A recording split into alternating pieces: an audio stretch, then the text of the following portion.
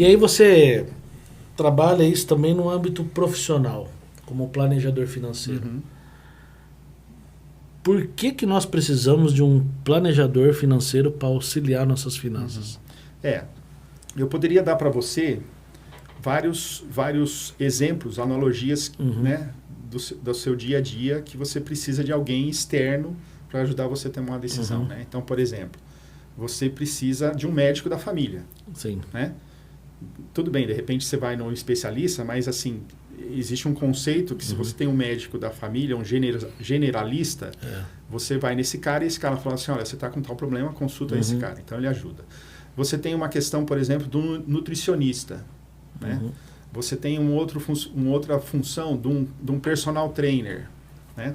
Tem gente que, por exemplo, dependendo da sua atividade, dos seus negócios, ele tem um advogado fixo. Ele nem usa o advogado, mas ele paga. Né?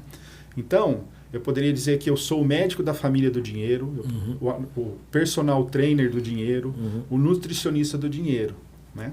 E aí, essa função, né, de planejador financeiro, no mercado americano é onde você tem hoje aproximadamente 100 mil planejadores financeiros, foi uma profissão que surgiu na década de 70. Né? No Brasil, existe uma certificação para quem quer ser planejador financeiro, e no Brasil nós temos atualmente aproximadamente 10 mil pessoas certificadas a serem planejadores financeiros. Tá? Então, o planejador financeiro, ele é aquela pessoa que vai estar do lado, né, não opostamente, para ajudar todas as decisões envolvidas com dinheiro. Né? E aí que decisões você tem? Você tem, por exemplo, aposentadoria. Você tem que planejar a sua aposentadoria. Né? Então, assim, você compra um carro e você não gostou daquele carro. O que você faz? Você vende o carro, troca.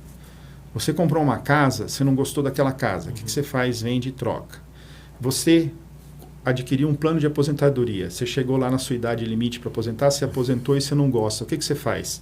Você dançou, porque você não tem mais como trocar aquilo. Né? Então, esse é uma atuação, planejar a aposentadoria. Né? A gente tem questões, por exemplo, emergências. Como que eu monto uma reserva para que venha emergências eu tenha de onde tirar? Né? Quem tem filhos, como que eu me planejo para, quando o meu filho completar 18 anos, eu ter um montante necessário, caso ele não passe numa faculdade pública, para eu pagar a faculdade, ou seja, o alojamento, alguma coisa. Né? Questões que eu tenho dinheiro, por exemplo, eu tenho sonhos, eu quero viajar, eu quero fazer um curso, eu quero adquirir tal bem, quero trocar carro. Você tem uma série de decisões que você precisa de alguém para te ajudar. E o que diferencia muito o planejador financeiro é que ele não tem conflito de interesse. Ele não deve ter. Alguns, de repente, acham que não tem problema. No meu caso, eu acho que tem problema. Então, assim, eu não posso ter um conflito de interesse. Eu não posso chegar para você e falar assim, Daniel, você é o meu cliente, eu acho que você tem que comprar esse produto. Né? Mas, se eu ganhar uma comissão ao você adquirir esse produto, eu tenho conflito de interesse. E aí eu não estou sendo honesto suficientemente com você. Né? Então, falo assim, olha, Daniel, esse produto tem essas e essas características.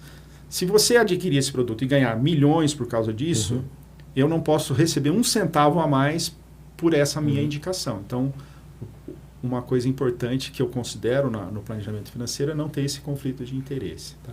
Então, resumindo, o planejador financeiro é aquele que vai estar do seu lado em todas as decisões de finanças. Né? Ah, recebi uma ligação do meu gerente que quer que eu compre tal produto. O que você acha? Né? Olha, eu preciso ir lá, vou negociar a aquisição de uma casa. Você vai comigo? Vou. Né? Por quê? Porque eu estou do seu lado e vou analisar tudo e vou falar assim, isso é bom, isso não é. E eu costumo usar uma frase que é bacana também. Eu sou amigo, eu não sou amiguinho.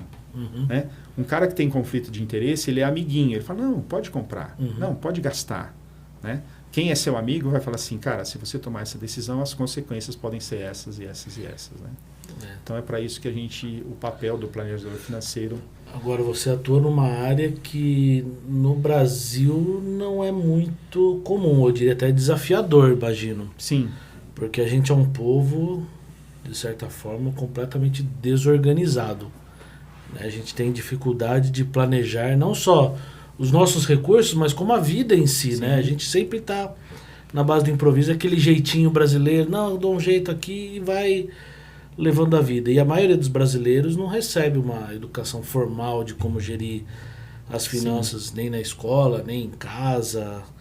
Qual que é a importância, então, de um bom planejamento financeiro? Então, uma das funções do planejamento financeiro, do planejador, é justamente trazer essa educação à mesa também.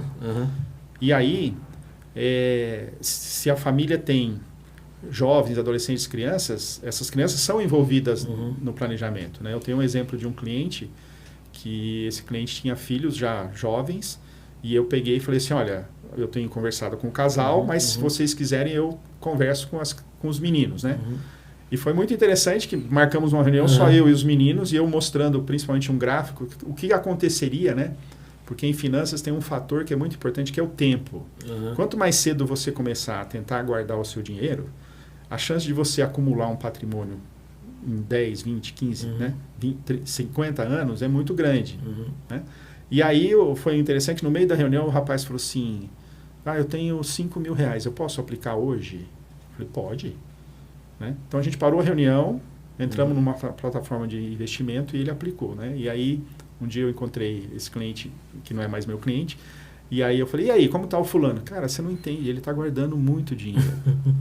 Né? Então percebeu que assim, o fator tempo, para ele vai fazer uma diferença enorme. Então imagina um jovem de 20 anos, que assim, não precisa guardar 1.000, 2.000, 3.000 reais. Com 250 reais, 100 reais, ou seja, um dia que ele não vai na balada, ele vai ter um patrimônio quando ele fizer 50, 60 anos, fruto do investimento que ele fez desde os 20 anos de idade. E considerando que esse cidadão dificilmente vai aposentar.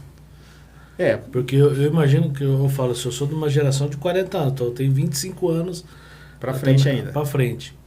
Eu já falo que a minha geração é uma geração que dificilmente vai encarar uma aposentadoria do governo, vamos dizer assim. Então, assim, imagina mais para trás, né? Sim.